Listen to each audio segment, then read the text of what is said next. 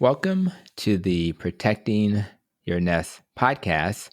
Achieving metabolic health is not a one size fits all or only about eating the right diet. It's about working on every aspect of your life that will allow your body to function well metabolically. As many of you may already know, the E in the nest is for exercise, which is why today's episode will give this letter a little extra attention. So, who will provide some insights today? Well, today's guest is Alicia Archer, better known as Kinky Sweat. Alicia shares her expertise in both fitness, body movement, hair, and beauty on both YouTube and Instagram.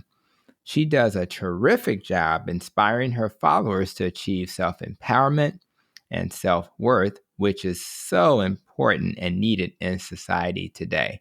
So in other words, her message is much bigger than just exercise, but also about addressing the T in the nest as well, which focuses on how we think.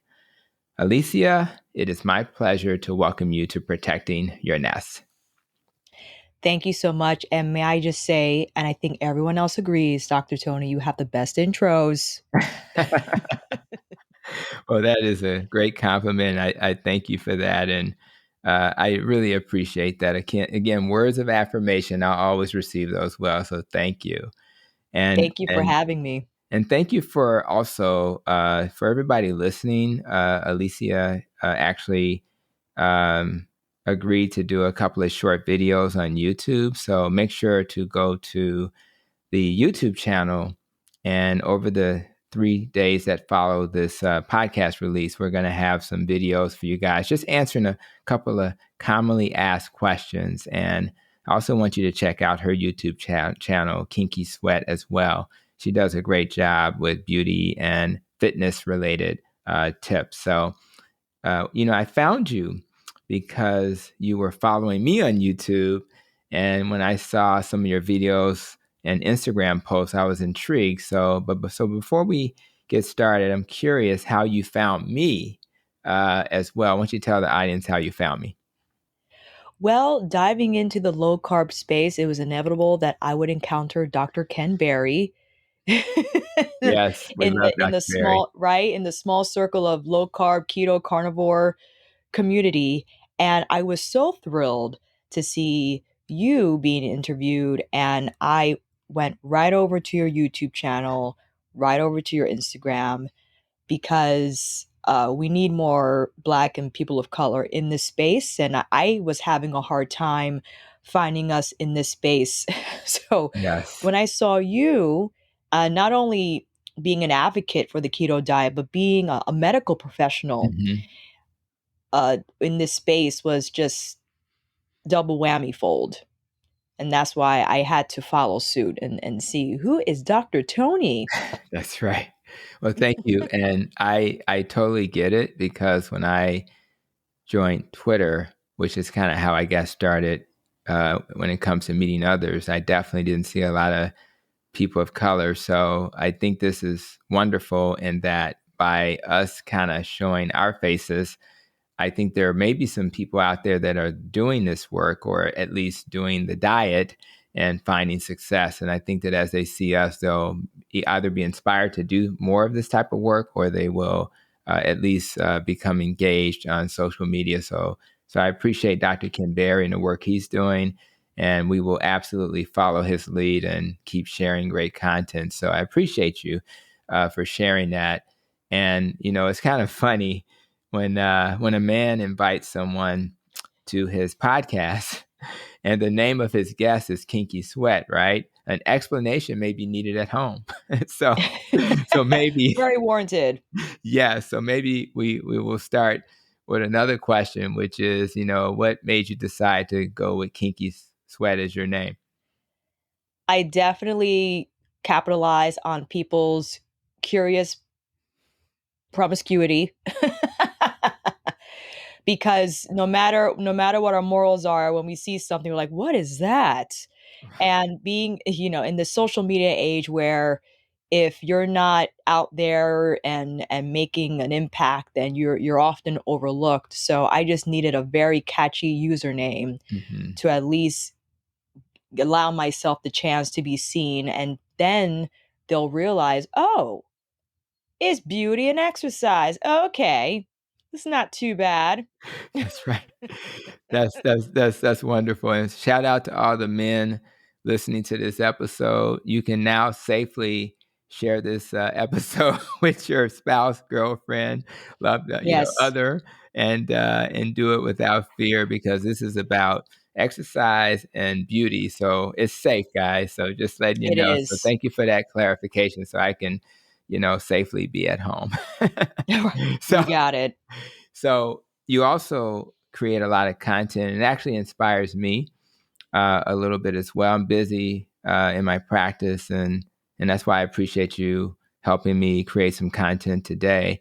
So you're super busy with YouTube and Instagram, and I'm just curious, how in the heck you look healthy? How do you have time for anything? So how do you balance your time?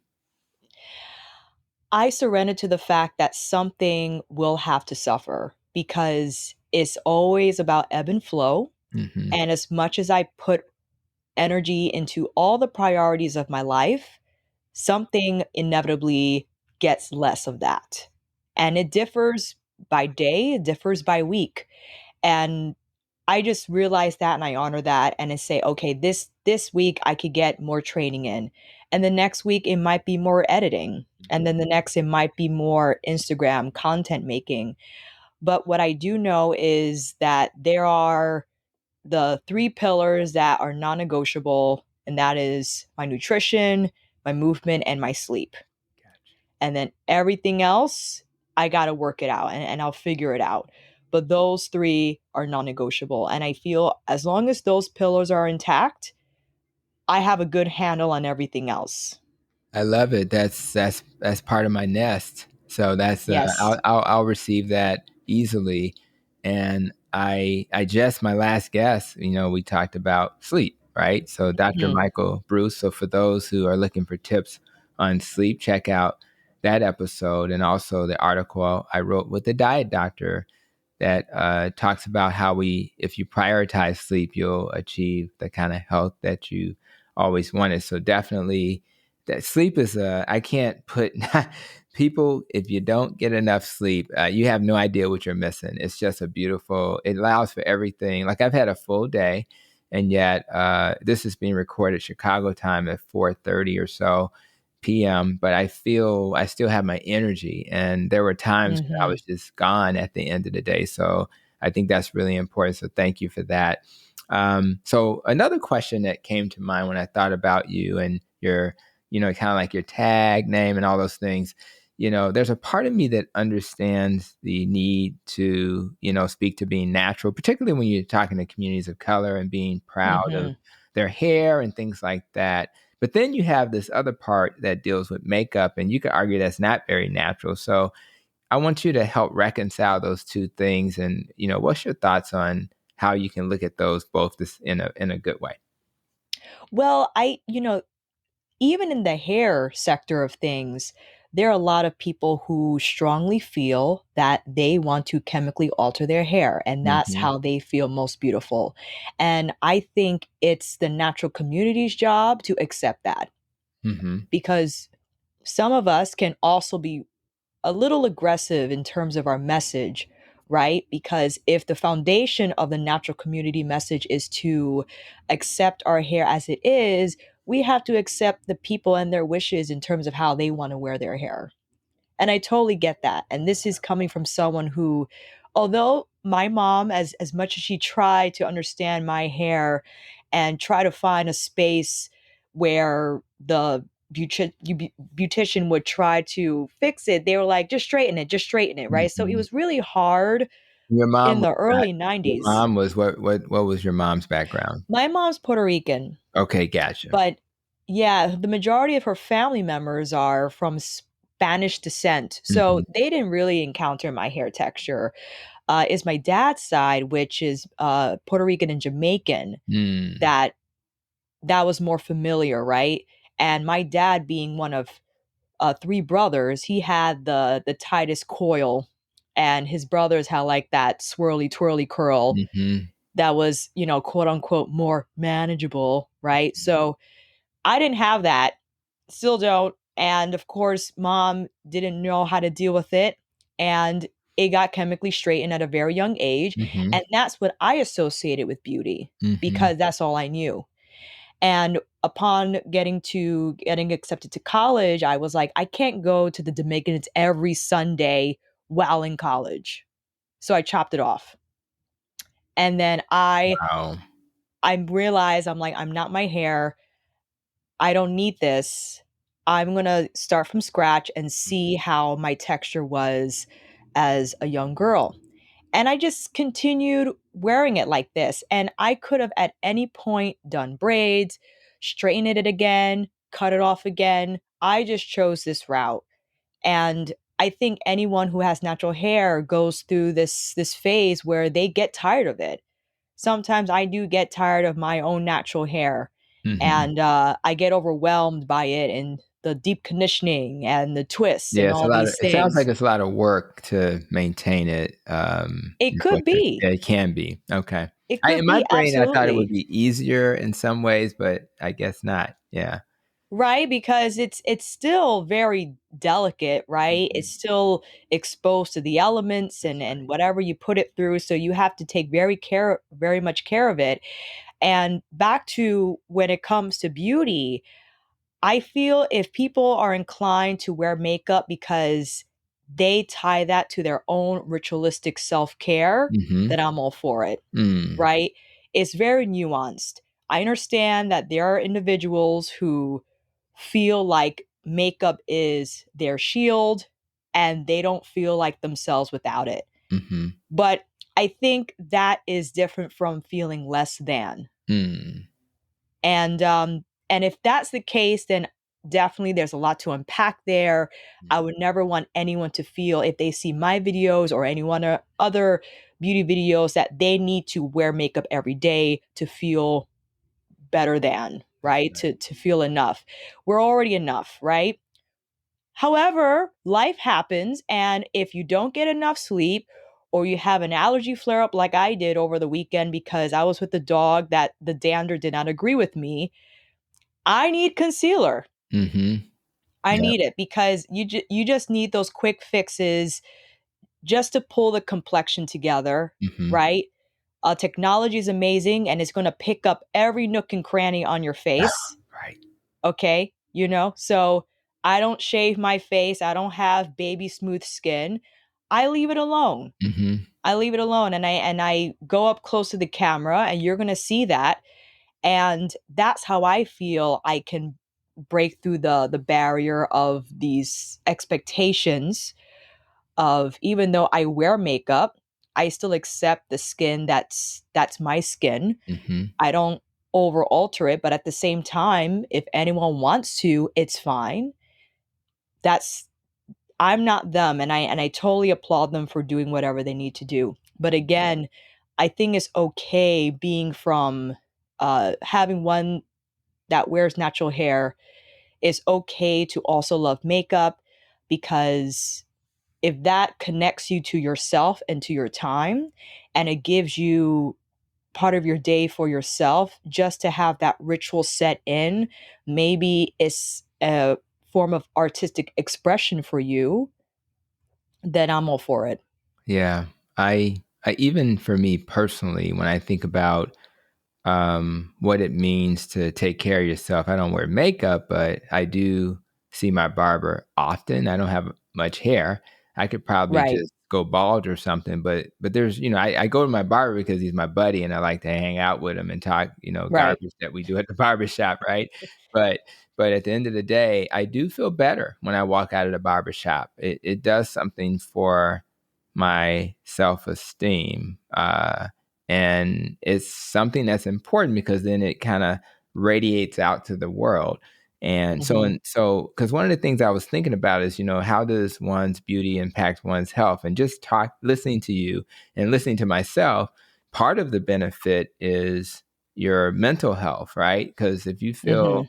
if you're taking care of your external, then maybe you'll feel better on the inside. So have you found that to be true? And do you think there's other things that taking care of your beauty will then help your health in other ways? I think it's a great start and it's a really nice pathway. Although I understand sometimes it takes more than that depending on the individual, right? However, I think it's a great compromise where even though you choose to wear makeup, you don't want to change your eye shape or Hmm. you don't want to Right. change your chin or you don't want to change your nose. You love how everything is anatomically Hmm. and you're just enhancing it. Yeah. I think that's a great foundation for someone to say, hey, this is me. And I just love to express myself in this way with whatever makeup I choose to apply that day. Gotcha. That makes a lot of sense. And um, I just think I love those comments you made earlier about everybody's different. Some people are going to be, kinky with their hair. Other people are going Yes. to, straighten it out. And who am I to judge? Just, whatever makes you feel like you need to feel is totally okay with me. So I definitely understand that. And I was thinking about our buddy, Dr. Kim Berry. So when I hear you're following him, the assumption is that you are a carb restricted person. So I want to ask you a little bit about how diet affects one's health. I mean, one of the videos we did spoke to skin and diet. So for those who are going to check out that video, they'll hear our comments about that. But what's your thoughts about, talk a little bit about your dietary approach, why you chose it, and how it's impacted your health overall? Low carb is definitely the framework that I look to achieve on a daily basis. Although I love sticky buns, I'm just going to tell you right now.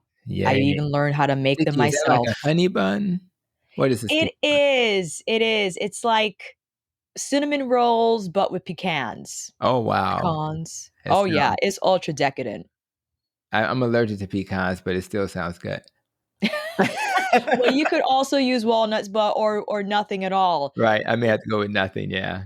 Right. So it's a brioche type of a dough-ish, and, there are a few things in life that I would take a gut bomb for, and it's one of is that. I will forgo all the ice cream, Snicker bars, soda, just to have that. That's funny.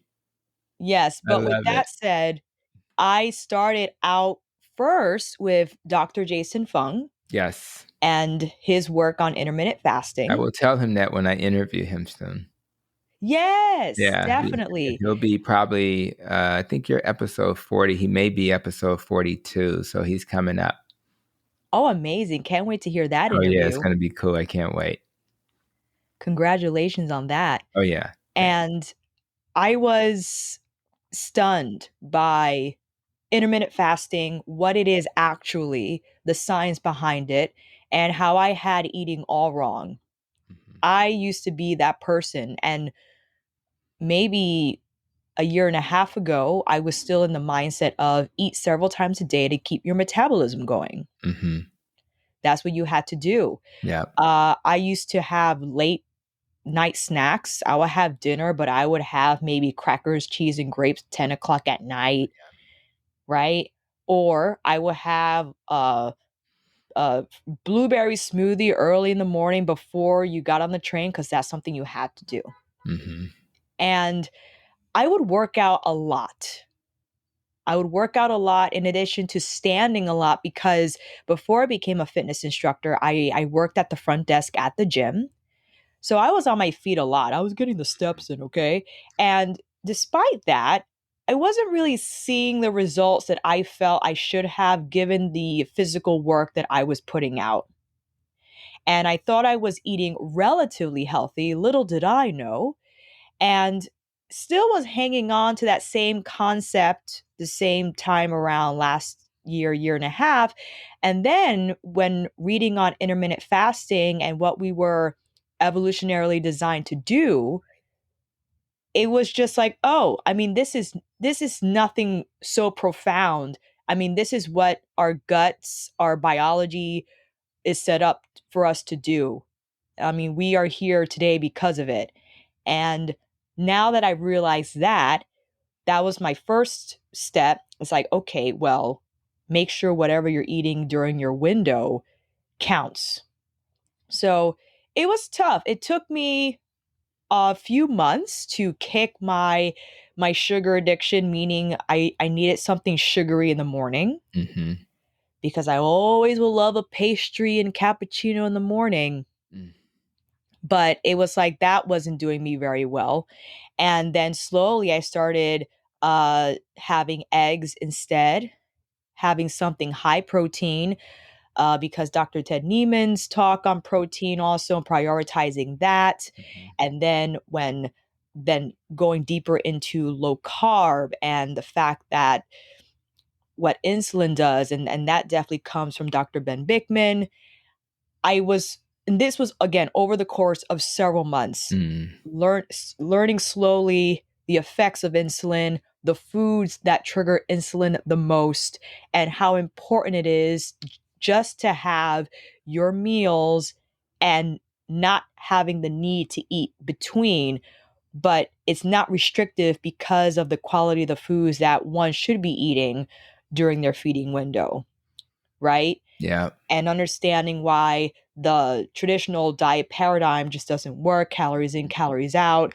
I mean, who wants to have chicken breast and lettuce every day? No. That And that sucks. that's what they're recommending. How often did you get any of this advice from clinicians? Like, did any clinician give you that advice? They didn't, because I really didn't visit the doctor a lot. Mm-hmm. I'm very lucky to have no chronic diseases, so I only saw my doctor for the physical, Right. Okay. right? And being in the fitness space, I was already exposed Right. to a lot of perspectives on it. So I never felt inclined to seek medical advice in Advice. regards to nutrition. Okay. But knowing everything from what you've been saying and Dr. Ken Mm. Berry and Dr. Ben Bickman, doctors are still expressing this advice or presenting this advice to a lot of their patients.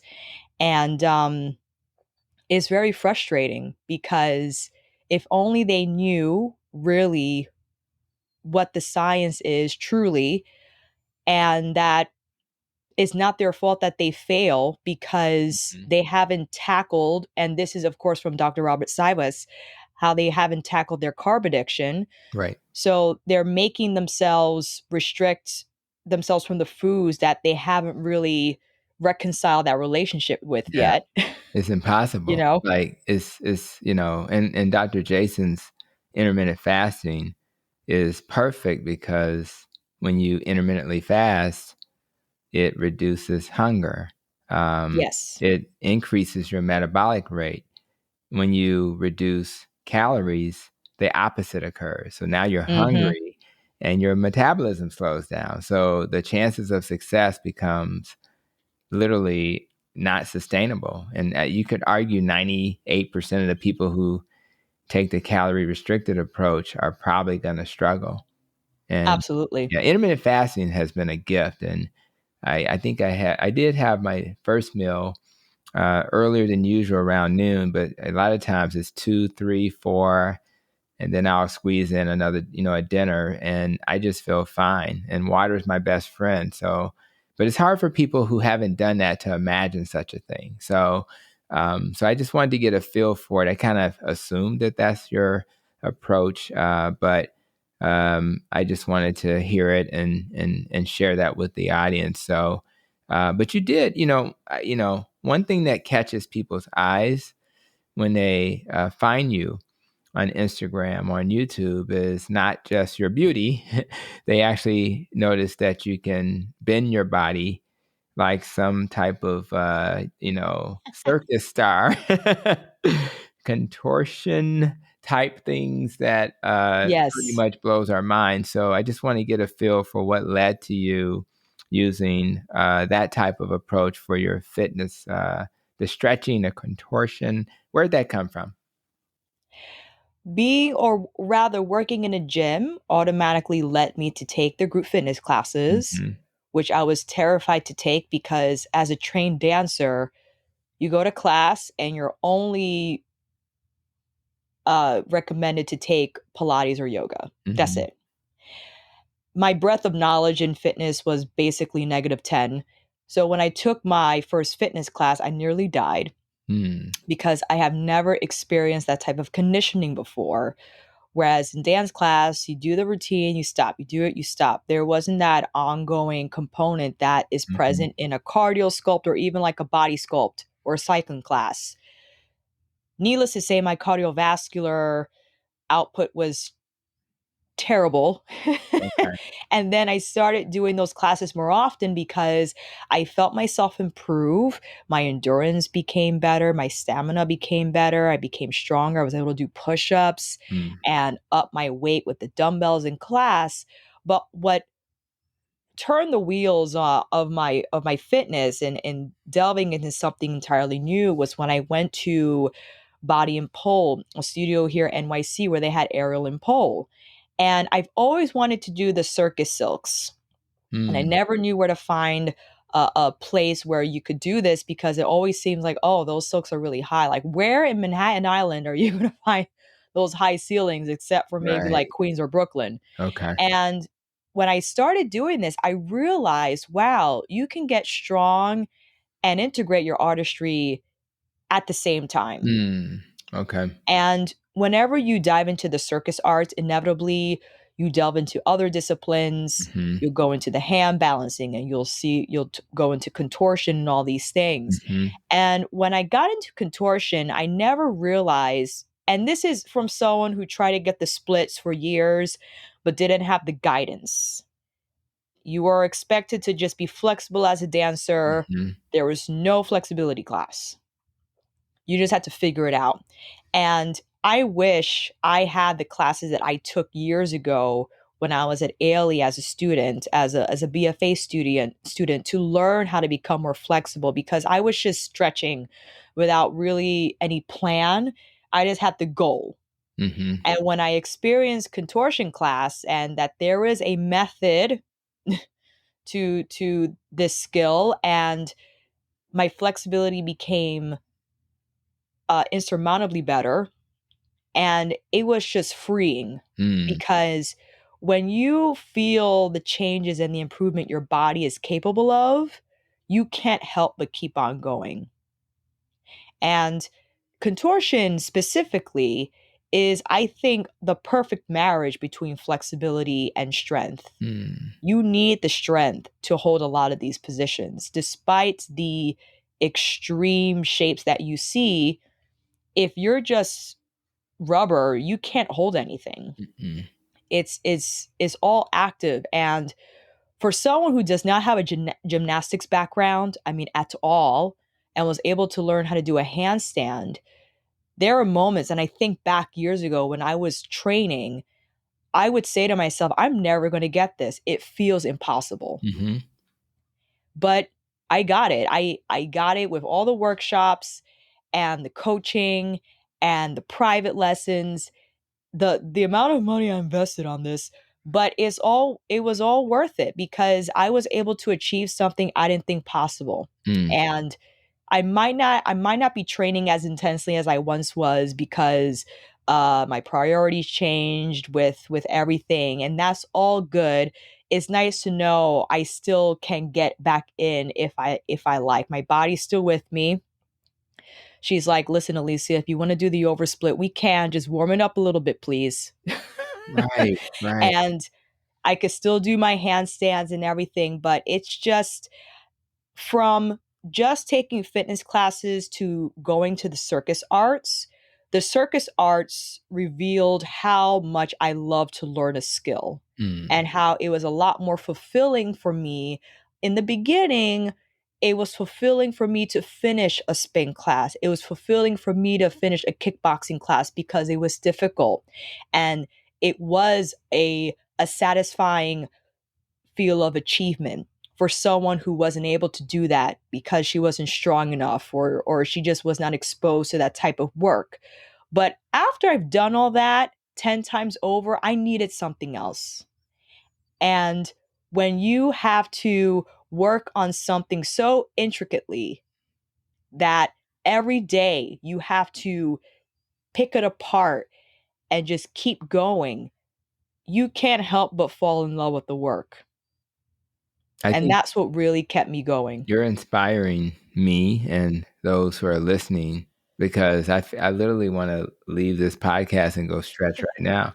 I want to go stretch. So, and I'm not Do it. joking. I'm not joking. As I did research to discover you, I I realized I wasn't doing a lot of stretching. So you will forever change who I am because I'm gonna be stretching now. I have to figure out how to do it the right way, but I'm absolutely gonna do that. So I'm sure people who are listening right now, they're going through that same kind of experience, and so just want to say that. And I do remember a podcast that I did, probably number 14 or something, but it talked about how we think.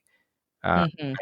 I did my first podcast, which was myself talking about the nest and rope, and then I did the how we think, and everything else have been interviews. But contortion seems to require thinking a certain way, and Mhm.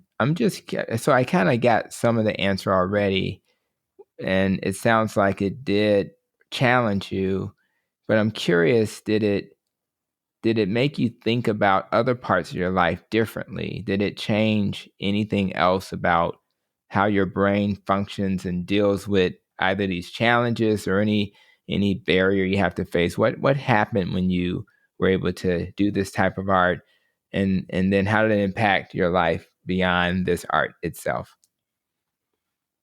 Contortion taught me to deal with the pain. Mm, And that has different sectors, right? So when you train contortion, inevitably is going to be painful. But then you realize it's mind over matter, mm, much like how you experience with cross country, mhm. Right. right? Oh yeah, it was, yeah. Right. And it's all in your mind. When your body is like, stop, or maybe your mind is stop, but your body is like, no, keep on going. To reconcile those two is is difficult, but eventually you do and you stay Mhm, and you keep at it. And you realize that when you make it on the other side, sure, it was tough, but look, you did it. You did it, and now you're able to go a little deeper into your stretch, or you walked or ran a little farther than you thought possible. And that develops strength, that develops resilience. And mhm, that gives you the confidence to take on challenges head on and to stick with it when the fire is hot. Because it's easy to turn away, but when you're in it, mm. you can't go back. You have to go forward. Yeah. It reminds me And when I pledged my fraternity. I pledged right. Alpha Phi Alpha. It was kinda hard when you had the whole crowd looking. We had, like, what, 12 guys online? So you're, like, in this big school with 12 guys, and you're like, "I gotta keep moving forward with this. It's not gonna look good." Yeah, Right, right. sometimes life gives you those challenges, and it really helps to kinda push you along. So but yeah, I saw even in prep for you, I saw some of the history with the circus stars, and I was amazed, how challenging it was, and I just don't know if I ever understood what it took, or that a person who wasn't um, built for this could do Mhm. that, and um, so that's really amazing to me. So, and I guess if you could just comment on that, like it sounded like you weren't like the most flexible person in the world. So when you encounter people who also do this type of art, do you find that the majority are people who are not necessarily more flexible, with quotes? Or do you find that you do find that it attracts people who tend to be more flexible before they get into it? Definitely, it's a little bit of both. I mean, genetics do play a role in terms of how your back can bend, Hmm. where you can get flexible faster. Some people are more flexible in their hips than they are in their spine, vice versa. I feel I wasn't really flexible anywhere. Maybe my shoulders were naturally flexible, but even with that, I had to work really hard.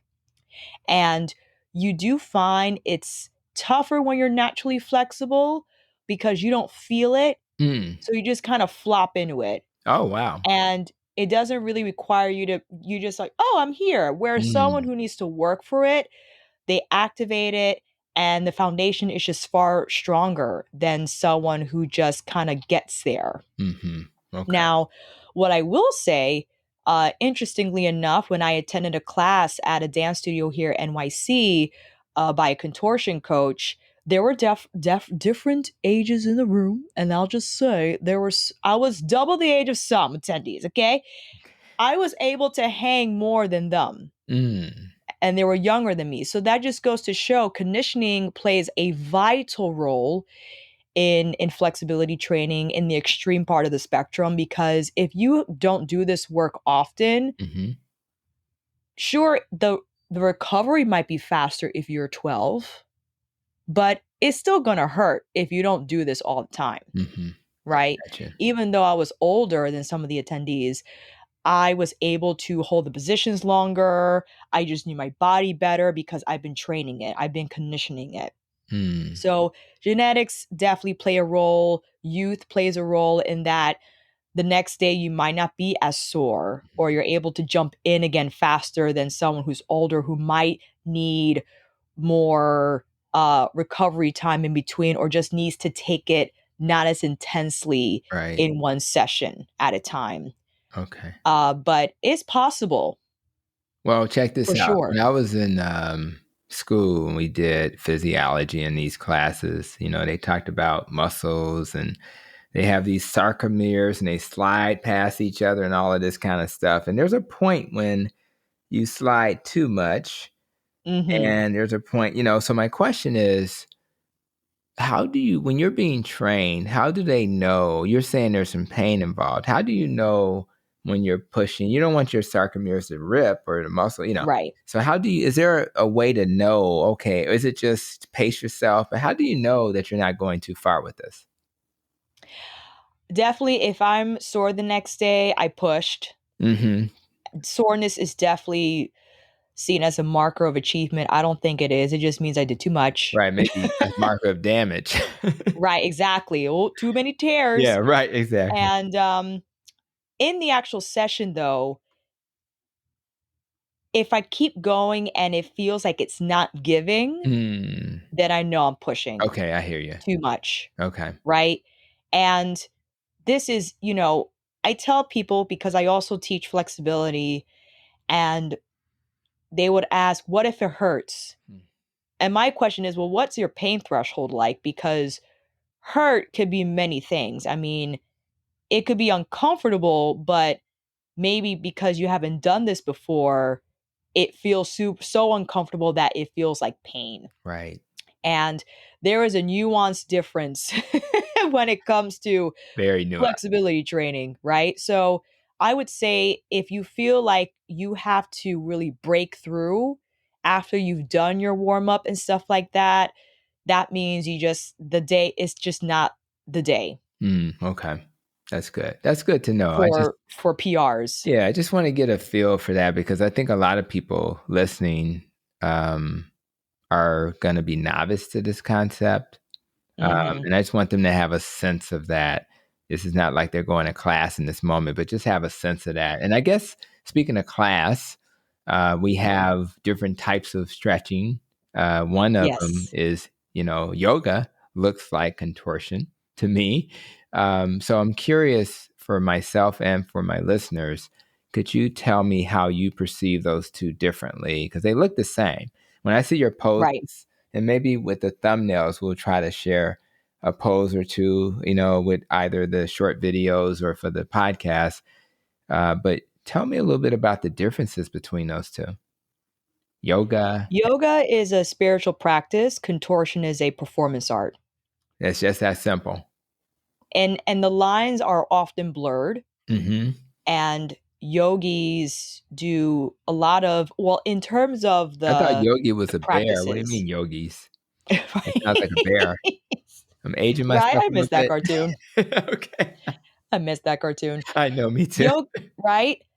I mean, I think yoga has, I forgot the different legs of yoga, right? That the physical practice is for a better meditation. Hmm.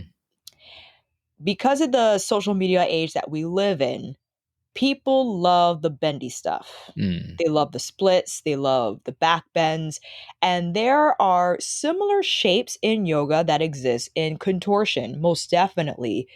The thing is, what I feel is the ultimate distinction is one's approach. When you train contortion, your toes are pointed, your entries and your exits are clean. Like, this is not about listen to my body, okay? You got to hit the shapes, Mm. because if you're on stage and you're being paid to perform, this is your livelihood. Mhm. And everything from your movement quality to the transitions between one shape to another, everything is so fluid. And yoga is more so about the practice, Mhm. right? This is a physical feat you're trying to work on. On your way there, you'll gain these benefits in terms of, let's say, if you wanted to work on handstand, maybe you'll gain more flexibility in your wrists. Your shoulders will become stronger. Although many might not agree with me, I do not think people or flexibility is not something yoga is designed for. It's a benefit. Gotcha. And when people say, "Oh, I need to go to yoga, I need to become more flexible," you could also just stretch. It's and and I've been to plenty of yoga classes, and I'm not saying all yoga classes are like this. While in attendance, I do recognize that there could be more things that should be broken down. But because of the nature of the class, there's just really no time for that, right? It's just like, go with the flow, listen to your body. Right. Where I feel in a flexibility class, it could be more dissected, Hmm. Okay. That makes good sense. a little more specific, right? And you can tell who's a circus artist and who's a yogi. Okay. Wow. And a lot of yogis do work with circus artists, because when this is your job, you know, okay? When Right. you've been doing this since you were a child, okay? If you want the tips on the hand balancing and the Mhm. contortion, you're going to go to the source. That's right. That makes sense, and it's well, I guess that's why we pay the big bucks to go see those Yes. performances. They're mind-boggling and amazing. So good. Thank you for that clarification. And so a lot of this conversation, as we think about, wellness, is about stretching, rather, yoga or contortion or any other type Mhm. of. So I guess for those who are listening, who listen to this podcast for health related reasons, I want to answer that question about the benefits of stretching. So if you could, just to keep me inspired, because I promise you I'm going to change my ways after this, after our meet and greet, right? So tell me what comes to mind for you in terms of the benefits of stretching, no matter what the source of how you started it. I was listening to a podcast with Tim Ferriss and Pavel Tutsalin. I'm probably saying his last name wrong. Forgive me, Pavel, if you ever listen to this. Where Tim had asked Pavel, "Why would you achieve the splits Hmm. outside of gymnastics or martial arts?" And Pavel's answer was like, "It's just the freedom to know that you have the space in your pelvis." Right? So when people want to achieve the splits, it could be to show off an Instagram. I don't know, right? Just to take that photograph, just to look like you could do something so fun like the splits. But I think his point is, and I agree with it, To stretch is just to create the space in the body that often holds on to trauma. Mm. And when we experience trauma, our bodies record it. Mm. They hold on to it. Mm-hmm. The physical manifestation of it, it holds on, right? And there's a lot of evidence to suggest that we hold trauma in different parts of our bodies. Some people hold it in the shoulders, in the whatever, right? In the ankles. Where if we can stretch and just mobilize and get the webs out of the attic, it feels like we're able to clean house a little bit better, to have a little more clarity in our minds. Is also a great stress reliever. It helps us also to connect to our breath, because you don't breathe, your body's not going anywhere, Mm. right? And I understand if you are involved or participating in a high intensity exercise with the you can't help but breathe, right? It's there. But if you're able to participate in a practice that's slower, where you could breathe in for 4 and out for 4, then you can make that better connection with your breath and your body, and you could therefore translate it into other portions of your life, and you will realize you're breathing a little bit deeper. It's not as shallow, Mm-hmm. because you've conditioned yourself to experience that type of rhythmic breath while you're stretching. Mm. It also plays a role depending on, because there's dynamic stretching where you're not passively stretching and holding it for a long time to relax, because you want to be able to have a bit of spring if you're doing strength training or athletic training. But to do some leg swings or some arm circles just to get the joints nice and lubricated, that plays a vital role in how well your strength training session can go, because the more range of motion you have, the more you can recruit, the more fibers you can recruit, therefore will lead to better strength results. Mm-hmm. And it sucks to be tight. I mean, I don't know about you, but when you feel stiff, Mm-hmm. Yeah, it's it's not. painful. Yeah, it's not cool. Yeah, I It's don't like it either. painful. Yeah, I agree. I'm really looking forward to learning more about that. And I have not done much in my whole life with trainers and things, but at this Mhm. point in my life, I think I want to start getting some professionals involved, learn just enough to be dangerous. So I won't, if I have a knucklehead that's trying to train me, I'll be able to identify that. But Right. that's definitely, I'll probably, message you at some point if I have questions, since you've been doing this for a while. I Absolutely. saw you on Instagram. I don't know if it was a post from today or yesterday, but I saw you with these weights, and had the weights on your thigh and you were lifting up your pelvis. So Oh, yes. I know you do more than just stretching stuff. I Mhm. want you to speak a little bit about your thoughts on other forms of exercise, including weights, obviously, and what's been helpful in your journey beyond just stretching types of exercises. I definitely prioritize building muscle. It just positively contributes to longevity, to better bone density, to making sure you can hold yourself up and your body's integrity not break down prematurely, Yeah.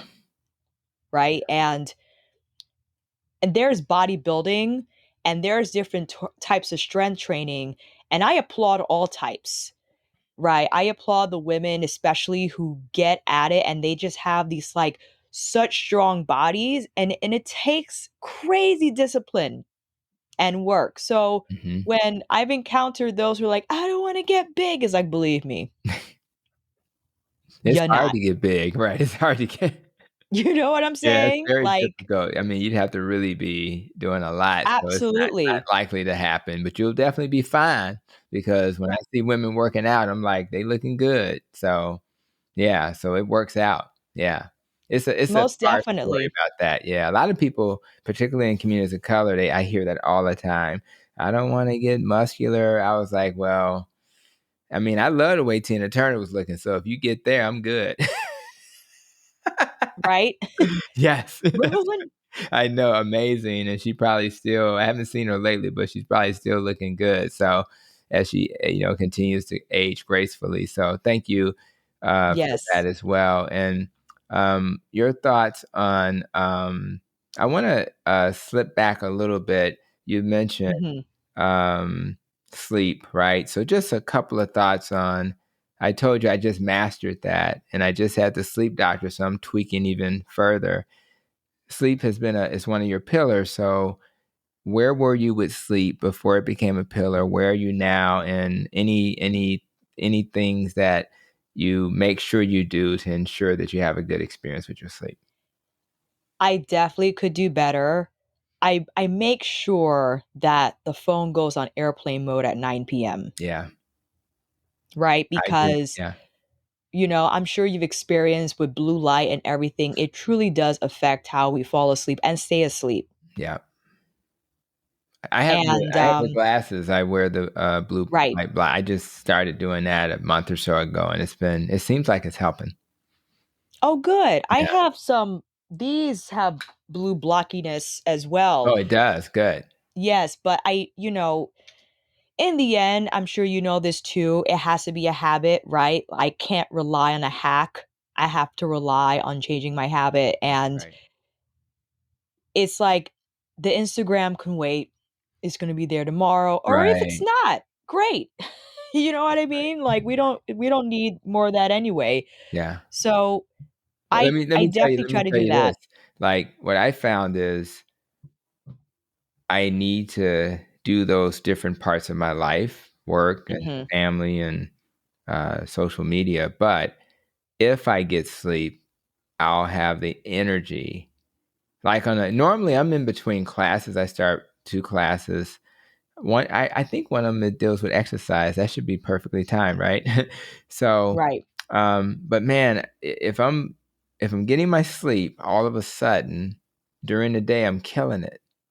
I'm not tired, I'm more efficient.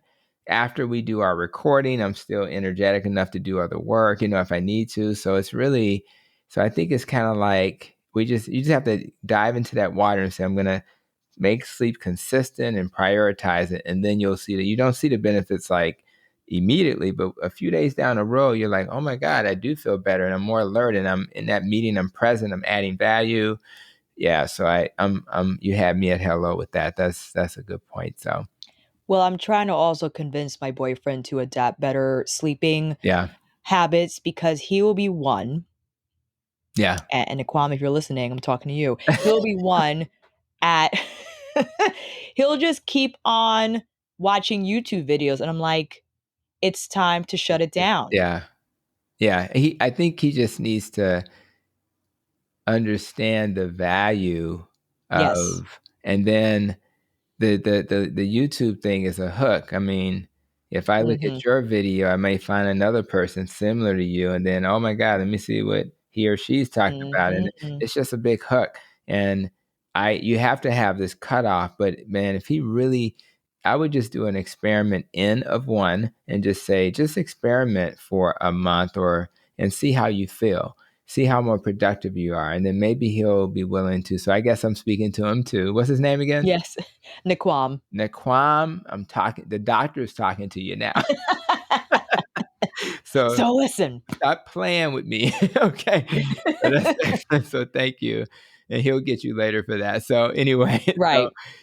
so let's ask that question I always ask, which is about 2021 and you and your personal goals and what you're trying to achieve. You pretty much know what the nest and rope is all about. And when you think about the acronym and the different components, where do you plan to put your focus over the next year? What's happening for you? What areas are you working on? For me, it's meditation, but what is it for you? Meditation, definitely. I'm trying to carve out time to also be something that's non-negotiable, Yeah. which to Naquam's credit, he does. So great. Now it's something I have to follow suit with. I think also for me is definitely putting those brackets on my day Hmm. where is the quiet time, meaning I'm a lot better at this in the morning where I don't look at my phone right away. Mm-hmm. I wait at least an hour, hour and a half before I turn off airplane mode and just kind of sink into my day slowly. And then now at the end of the day, I'm trying to adapt that same attendance in terms of, or just rather insisting on shutting it down, Mm-hmm. just like how I delay turning it on Mm-hmm. in the morning, right? So I want to be more consistent with that and just be overall more productive because of that. I find myself when I get distracted, I know it's because of lack of sleep.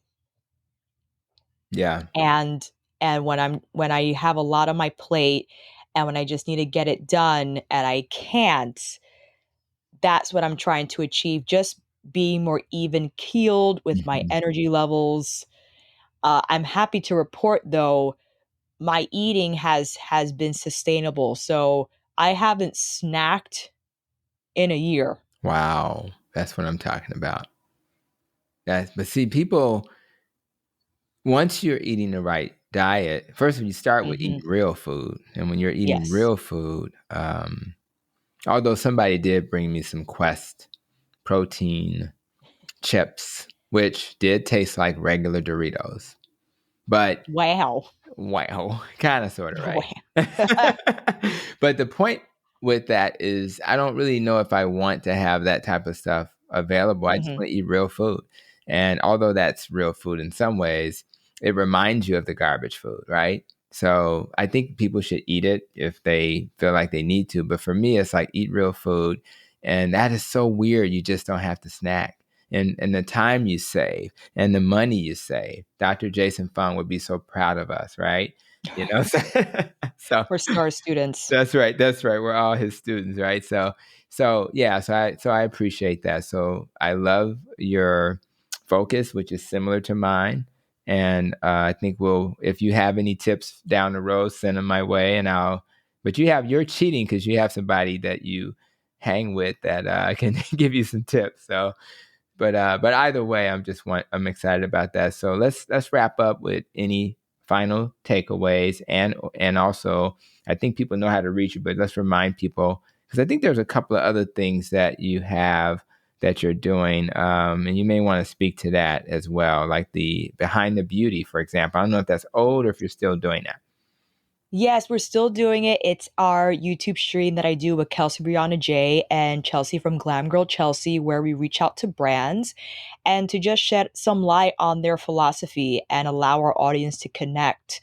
Because we find that there's a lot of influencing and a lot of brands post on Instagram and on YouTube, but to actually have them on a stream, a person, whether it's a makeup artist or the actual brand owner, and dive deeper into what they Mm, do, why they formulate the way they formulate, and again, the philosophy behind their brand just connects our audience and makes us more inclined to either buy or not buy, whatever the choice is in the end. I also teach class. I started teaching at Equinox again, which was great. We now started conducting our indoor classes, but I still have my Zoom classes for those who cannot physically right. make one. And that was, I think, a great benefit over what has happened in the last year, which I'm so grateful to share and say, Yeah. as I could have, but I think because we didn't have a choice to, we were like, okay, let me try this online class thing. And I love teaching live. That's an energy you cannot replicate. Mm, But I also recognize the value of just having a Zoom class available if you are a new mom that's right. and you have to be at home. Just but if you want to get that stretch or you just want to do something, you log on, Yeah. I love it. right? Instead of not doing anything at all. And that's basically, is that on your website, like Kinky Sweat It NYC? is. Okay, cool. It is. All right. Because And we'll have once we'll have all you that in the show notes for those listening. Exactly. So that's excellent. Of course, you got your Instagram and you got your YouTube, and I'm really inspired by that. And I was a little nervous when you started talking about the body and pole situation. I was like, I got away with the kinky sweat. And then you started talking about body. Now we're I was like, body and where's she pole. about to go with this one? So I'm glad you cleaned that up. So Well, it's a lot of people, I mean, they choose their own fitness or what have you, and they feel I really appreciate how there are a lot of venues now that mhm, you can go to in terms of how you want to express yourself physically, mhm. how you want to train yourself. And I'm lucky to have gone to Body and Pole and Yeah. to meet the people there. I even taught there at a certain Oh, point. cool. So that was, and that because of them, here I am with handstands. That's what I'm talking about. And I don't know if you'll ever see me doing that, but I'm definitely going to start my journey. So can't make any promises. But what I can Yes. promise you is that I appreciate you. I appreciate you being here today. And I think my audience will say the same. So I'm looking forward to getting this out the same week we recorded it and share your wonderful stretching, contortion, craziness, beauty, and all of that stuff that you share, and continue to do your great work because people need to see you and be inspired by you. So thank you for that. Okay. Thank you. And I definitely feel we got to go the grassroots way, and whatever we can do to kind of guide people in their lifestyle and them living optimally, it is worth the work. So thank you for having me, and thank you all for you do also. Thank you. I appreciate you. And, you know, for those listening, we've always known that diet impacts our health, but today we gain more clarity that it's more than just what you put in your mouth. That's why the NEST acronym is so important to remind us that metabolic health requires a little focus in other areas of our lives. And Alicia has reminded us today of the importance of carving out a little time. And we did one video to kind of illustrate how you can find just 5 minutes, and you'll hear that when you watch the video. Just carving out a little time to stretch and move that body and incorporate that into our exercise routine. I will forever be changed, as I've mentioned earlier, and will start my stretching routine in the very near future, probably as early as tomorrow. I hope our discussion added value to your life. And as we conclude, I only ask that you be safe, be well, and continue to protect your nest.